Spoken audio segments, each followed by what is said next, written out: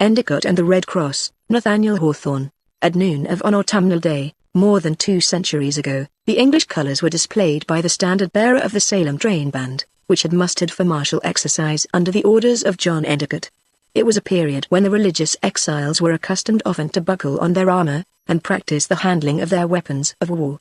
Since the first settlement of New England, its prospects had never been so dismal.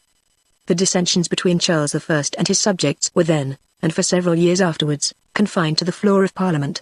The measures of the king and ministry were rendered more tyrannically violent by an opposition, which had not yet acquired sufficient confidence in its own strength to resist royal injustice with the sword. The bigoted and haughty primate, Lord Archbishop of Canterbury, controlled the religious affairs of the realm, and was consequently invested with powers which might have wrought the utter ruin of the 2 Puritan colonies, Plymouth and Massachusetts. There is evidence on record that our forefathers perceived their danger, but were resolved that their infant country should not fall without a struggle, even beneath the giant strength of the king's right arm. Such was the aspect of the times when the folds of the English banner, with the Red Cross in its field, were flung out over a company of Puritans. Their leader, the famous Endicott, was a man of stern and resolute countenance, the effect of which was heightened by a grizzled beard that swept the upper portion of his breastplate.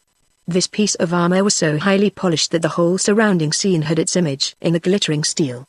The central object in the mirrored picture was an edifice of humble architecture with neither steeple nor bell to proclaim it what, nevertheless it was the house of prayer. A token of the perils of the wilderness was seen in the grim head of a wolf, which had just been slain within the precincts of the town, and according to the regular mode of claiming the bounty, was nailed on the porch of the meeting-house. The blood was still plashing on the doorstep. There happened to be visible, at the same noontide hour, so many other characteristics of the times and manners of the Puritans, that we must endeavour to represent them in a sketch, though far less vividly than they were reflected in the polished breastplate of John Endicott. In close vicinity to the sacred edifice appeared that important engine of Puritanic authority, the whipping post with the soil around it well trodden by the feet of evildoers, who had been disciplined. At one corner of the meeting-house was the pillory, and at the other the stocks, and, by a singular good fortune for our sketch, the head of an Episcopalian and suspected Catholic was grotesquely encased in the former machine, while a fellow criminal, who had boisterously quaffed a health to the king, was confined by the legs in the latter. Side by side, on the meeting-house steps, stood a male and a female figure. The man was a tall, lean, haggard personification of fanaticism, bearing on his breast this label, a wanton gospel, which betokened that he had dared to give interpretations of Holy Writ unsanctioned by the infallible judgment of the civil and religious rulers. His aspect showed no lack of zeal to maintain his heterodoxies, even at the stake. The woman wore a cleft stick on her tongue, in appropriate retribution for having wagged that unruly member against the elders of the church, and her countenance and gestures gave much cause to apprehend that, the moment the stick should be removed, a repetition of the offence would demand new ingenuity in chastising it. The above-mentioned individuals had been sentenced to undergo their various modes of ignominy, for the space of 1 hour at noonday. But among the crowd were several whose punishment would be lifelong, some, whose ears had been cropped, like those of puppy dogs, others, whose cheeks had been branded with the initials of their misdemeanors, one, with his nostrils slit and seared, and another, with a halter about his neck, which he was forbidden ever to take off, or to conceal beneath his garments. Methinks he must have been grievously tempted to affix the other end of the rope to some convenient beam or bough. There was likewise a young woman, with no mean share of beauty, whose doom it was to wear the letter A on the breast of her gown, in the eyes of all the world and her own children. And even her own children knew what that initial signified. Sporting with her infamy, the lost and desperate creature had embroidered the fatal token in scarlet cloth, with golden thread in the nicest art of needlework, so that the capital A might have been thought to mean admirable, or anything rather than adulteress. Let not the reader argue, from any of these evidences of iniquity, that the times of the Puritans were more vicious than our own, when, as we pass along the very street of this sketch, we discern no badge of infamy on man or woman. It was the policy of our ancestors to search out even the most secret sins, and expose them to shame, without fear or favour, in the broadest light of the noonday sun. Was such the custom now? Perchance we might find materials for a no less piquant sketch than the above. Except the malefactors whom we have described, and the diseased or infirm persons, the whole male population of the town, between 16 years and 60, was seen in the ranks of the train band. A few stately savages, in all the pomp and dignity of the primeval Indian, stood gazing at the spectacle. Their flint-headed arrows were but childish weapons compared with the matchlocks of the Puritans, and would have rattled harmlessly against the steel caps and hammered iron breastplates which enclosed each soldier in an individual fortress. The valiant John Endicott glanced with an eye of pride at his sturdy followers, and prepared to renew the martial toils of the day. "Come, my stout hearts," quoth he, drawing his sword. "Let us show these poor heathen that we can handle our weapons like men of might. Well for them, if they put us not to prove it in earnest." The iron-breasted company straightened their line, and each man drew the heavy butt of his matchlock close to his left foot, thus awaiting the orders of the captain. But, as Endicott glanced right and left along the front, he discovered a personage at some little distance with whom it behooved him to hold a parley. It was an elderly gentleman, wearing a black cloak and band, and a high-crowned hat, beneath which was a velvet skull-cap, the whole being the garb of a Puritan minister. This reverend person bore a staff which seemed to have been recently cut in the forest, and his shoes were bemired as if he had been travelling on foot through the swamps of the wilderness. His aspect was perfectly that of a pilgrim, heightened also by an apostolic dignity. Just as Endicott perceived him, he laid aside his staff, and stooped to drink at a bubbling fountain which gushed into the sunshine about a score of yards from the corner of the meeting-house. But, ere the good man drank, he turned his face heavenward in thankfulness, and then, holding back his grey beard with one hand, he scooped up his simple draught in the hollow of the other. "What, ho! Good Mr. Williams," shouted Endicott. "You are welcome back again to our town of peace. How does our worthy Governor Winthrop? And what news from Boston?" "The Governor hath his health, worshipful sir," answered Roger Williams, now resuming his staff, and drawing near. "And for the news, here is a letter, which, knowing I was to travel hitherward today, His Excellency committed to my charge. Belike it contains tidings of much import, for a ship arrived yesterday from England."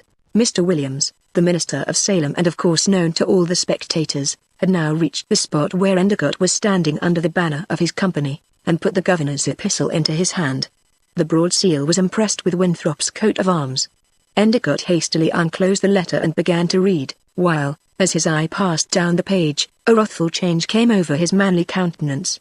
The blood glowed through it, till it seemed to be kindling with an internal heat, nor was it unnatural to suppose that his breastplate would likewise become red-hot with the angry fire of the bosom which it covered. Arriving at the conclusion, he shook the letter fiercely in his hand, so that it rustled as loud as the flag above his head. "Black tidings these, Mr. Williams," said he. "Black never came to New England. Doubtless you know their purport." "Yea, truly," replied Roger Williams, "for the governor consulted, respecting this matter, with my brethren in the ministry at Boston, and my opinion was likewise asked. And His Excellency entreats you by me, that the news be not suddenly noised abroad, lest the people be stirred up unto some outbreak, and thereby give the king and the archbishop a handle against us. The governor is a wise man, and a meek and moderate," said Endicott, setting his teeth grimly. "Nevertheless, I must do according to my own best judgment. There is neither man, woman, nor child in New England, but has a concern as dear as life in these tidings, and if John Endicott's voice be loud enough, man, woman, and child shall hear them. Soldiers, wheel into a hollow square. Ha, good people! Here are news for one and all of you." The soldiers closed in around their captain, and he and Roger Williams stood together under the banner of the Red Cross, while the women and the aged men pressed forward, and the mothers held up their children to look Endicott in the face. A few taps of the drum gave signal for silence and attention. "Fellow soldiers, fellow exiles," began Endicott, speaking under strong excitement, yet powerfully restraining it, "wherefore did ye leave your native country? Wherefore, I say, have we left the green and fertile fields, the cottages, or, perchance, the old grey halls, where we were born and bred, the churchyards where our forefathers lie buried? Wherefore have we come hither to set up our own tombstones in a wilderness? A howling wilderness it is. The wolf and the bear meet us within halloo of our dwellings. The savage lieth in wait for us in the dismal shadow of the woods. The stubborn roots of the trees break our ploughshares, when we would till the earth. Our children cry for bread, and we must dig in the sands of the seashore to satisfy them. Wherefore, I say again, have we sought this country of a rugged soil and wintry sky? Was it not for the enjoyment of our civil rights? Was it not for liberty to worship God according to our conscience? Call you this liberty of conscience?" interrupted a voice on the steps of the meeting-house. It was the wanton gospeller. A sad and quiet smile flitted across the mild visage of Roger Williams. But Endicott, in the excitement of the moment, shook his sword wrathfully at the culprit, an ominous gesture from a man like him. "What hast thou to do with conscience, thou knave?" cried he. "I said liberty to worship God, not license to profane and ridicule him. Break not in upon my speech, or I will lay thee neck and heels till this time tomorrow. Hearken to me, friends, nor heed that accursed rhapsodist. As I was saying, we have sacrificed all things, and have come to a land whereof the old world hath scarcely heard, that we might make a new world unto ourselves, and painfully seek a path from hence to heaven. But what think ye now? This son of a Scotch tyrant, this grandson of a papistical and adulterous Scotch woman, whose death proved that a golden crown doth not always save an anointed head from the block." "Nay, brother, nay," interposed Mr. Williams, "thy words are not meet for a secret chamber, far less for a public street. Hold thy peace, Roger Williams," answered Endicott, imperiously. "My spirit is wiser than thine for the business now in hand. I tell ye, fellow exiles, that Charles of England, and Lord, our bitterest persecutor, Archpriest of Canterbury, are resolute to pursue us even hither. They are taking counsel, saith this letter, to send over a Governor-General, in whose breast shall be deposited all the law and equity of the land. They are minded, also, to establish the idolatrous forms of English episcopacy, so that, when Lord shall kiss the Pope's toe, as Cardinal of Rome, he may deliver New England, bound hand and foot, into the power of his master." A deep groan from the auditors, a sound of wrath, as well as fear and sorrow, responded to this intelligence. "Look ye to it, brethren," resumed Endicott, with increasing energy. "If this king and this archprelate have their will, we shall briefly behold a cross on the spire of this tabernacle which we have builded, and a high altar within its walls, with wax tapers burning round it at noonday.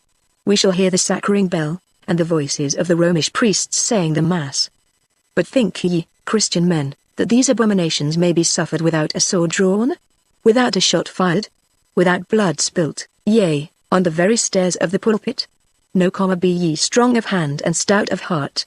Here we stand on our own soil, which we have bought with our goods, which we have won with our swords, which we have cleared with our axes, which we have tilled with the sweat of our brows, which we have sanctified with our prayers to the God that brought us hither. Who shall enslave us here? What have we to do with this mitred prelate, with this crowned king? What have we to do with England?" Endicott gazed round at the excited countenances of the people, now full of his own spirit, and then turned suddenly to the standard-bearer, who stood close behind him. "Officer, lower your banner," said he. The officer obeyed, and, brandishing his sword, Endicott thrust it through the cloth, and, with his left hand, rent the red cross completely out of the banner. He then waved the tattered ensign above his head. "Sacrilegious wretch!" cried the high churchman in the pillory, unable longer to restrain himself. "Thou hast rejected the symbol of our holy religion. Treason, treason!" roared the royalist in the stocks. "He hath defaced the king's banner. Before God and man, I will avouch the deed," answered Endicott. Beat a flourish, drummer exclamation mark shout, soldiers and people exclamation mark in honor of the ensign of New England. Neither pope nor tyrant hath part in it now. With a cry of triumph, the people gave their sanction to one of the boldest exploits which our history records. And forever honored be the name of Endicott. We look back through the mist of ages, and recognize in the rending of the red cross from New England's banner the first omen of that deliverance which our fathers consummated after the bones of the stern Puritan had lain more than a century in the dust.